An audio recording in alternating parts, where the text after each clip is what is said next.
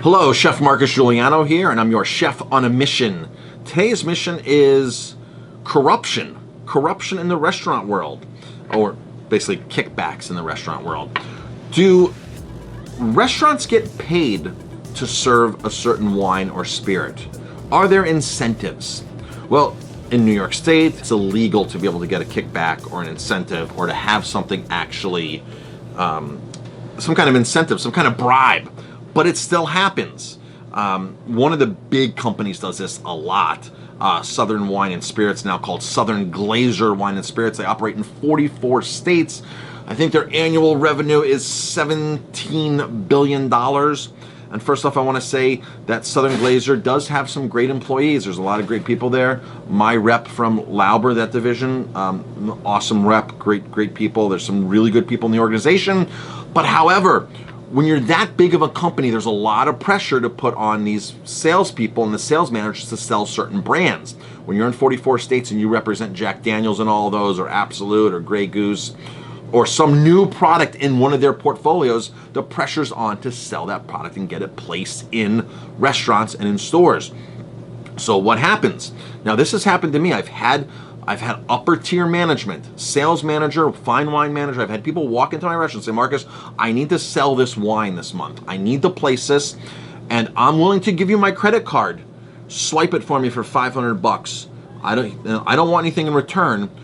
Just pretend I'm buying a gift card that I don't need. Pretend I entertained people here for lunch that I really didn't. Swipe my credit card for $500, please, if you're gonna buy this wine from me. Now, if you're a normal restaurant and the wine's like $344 a case or $400 a case or whatever, and here's a guy that's willing to give you $250 or $500 right then and there on a credit card swipe, a lot of restaurants take that offer. Well, this is what Southern Glazer was doing. I'm not sure if any of the other guys are doing this, so I really can't point the finger. But I know it's personally happened to me where they've said, Marcus, we need to push this product. So this just came in. This is an article from December 20th, 2017. A giant wine and liquor wholesaler who employs engaged in pay-to-play schemes to win businesses in upstate New York has been hit with the largest civil fine in the history of New York State Liquor Authority, $3.5 million. Now, the investigation went back to 2016. Now, as of 2017, I know this was still happening. I guess there's a story. I'm not sure how the accuracy of the story, but this is how I heard it. Place in Kingston, New York. Mexican place, serving tequila for a long time from Southern's competitor, Empire Merchants. Big company as well, not as big as Southern. Southern being the biggest players in the game. So $3.6 million on $17 billion is like you and I getting a parking ticket, right? It's like a $20 parking ticket, $15 parking ticket. Just scratch it off as a parking ticket and keep doing business as normal, right? So this just happened this last fall. And this investigation goes back to 2016. So we're a year out, and supposedly this is still happening. Mexican restaurant, serving tequila for years, a certain brand from Empire. Southern rep walks in, don't know who it was, pays them, does a credit card swipe transaction, I don't know, $1,000, $500, I don't know how much it was, but it was enough for the restaurant to take the bait and say, we'll switch to your tequila. And that's the Mexican restaurant. They serve a lot of tequila. Well, tequila, high profit margin for the distributor, high profit margin for the restaurant. They went in, got them to switch the tequila pour. A Mexican restaurant might use 2-3 cases of tequila a week, especially a busy one, maybe even more. And the Empire rep goes in to place the order. He or she is told, well, we switched tequila. We actually got paid to switch tequila from Southern Glazer. They came in and gave us a deal to switch tequila. This rep gets pissed off. This rep calls the New York State Liquor Authority. The New York State Liquor Authority comes in and shakes some heads again, turns some heads. Now, Southern did fire some people, and they do claim that they didn't know that this was happening upper tier. However, when you give somebody an expense account that they don't need to really justify, and when you give them extreme quotas to meet on certain brands, what do you think is going to happen? You've given them the resources and the reason to be able to do that. Yes, folks, that is a kitty in the background. That's a kitty that we rescued. The kitty's right here. This is in my office. It's not in the restaurant. The cat just jumped down. I've actually trained the cat now to like people. It was a stray. It was a stray cat that been hanging around. The cat goes back to the vet this week.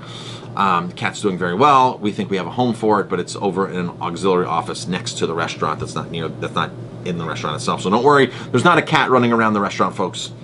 Back to this pay to play.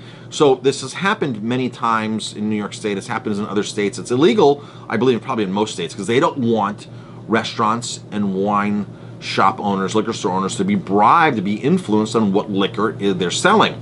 In fact, did you know in New York State, if you're a wine or a liquor salesperson, you're not even allowed to work in a restaurant to sell wine or in a wine shop, because you could be pushing only your brands that you sell to that restaurant, which would then be unfair practices. So the Liquor Authority frowns on that, and places can get fined for that severely. There's so many laws that the Liquor Authority has that are just, some of them are archaic, and some of them are there to protect and protect people, especially to protect you, the consumer.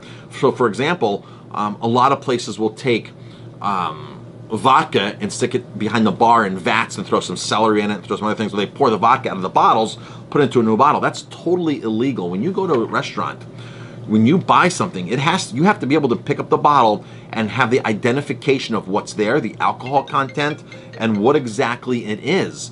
So that's to protect you guys. So if you go into a restaurant and you see behind the bar, they got vats there filled with alcohol and fruit and vegetables in it, and they're making their own cucumber vodka behind the bar, totally illegal. I mean, that place could be facing thousands of dollars in fines, and maybe even have their license pulled for a week or so. So that's legitimate. They used to be able to fine restaurants for fruit flies. They'd walk in and do an inspection. They hold the bottles up with a light. For every fruit fly, it was like a $200 fine. Yeah, sure, we put lids on and everything, but I got to tell you, fruit flies find their way into things in the summertime, especially into the bourbons, into the sweet liqueurs. Fruit flies will get a way to get in there.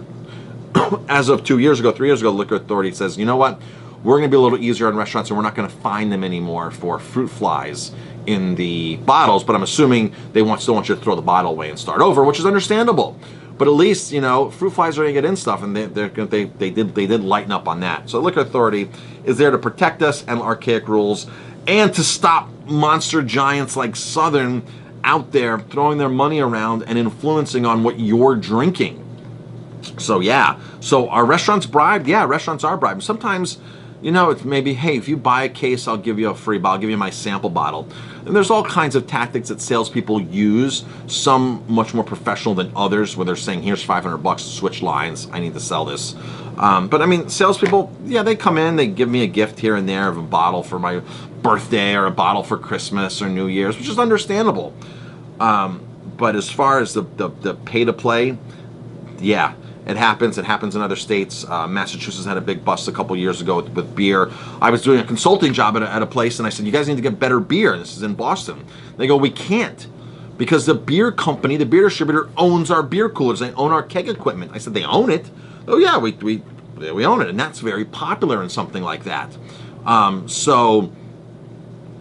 they got, a lot of places got busted in Boston and Massachusetts for doing a pay-to-play. Breweries would come in and say, hey, I'll pay you to run my tap beers, our tap beer, our brand, and then hand off, you know, say, here's a cooler, but you have to pour our beers only. So in New York State, that's totally legal. In New York State, you can't even, a beer distributor can't even clean my tap lines. And when we opened 15 years ago, beer distributors did clean the tap lines. They'd come in, but now, if a beer distributor is cleaning my tap lines, I'm probably going to buy from that beer distributor more, right?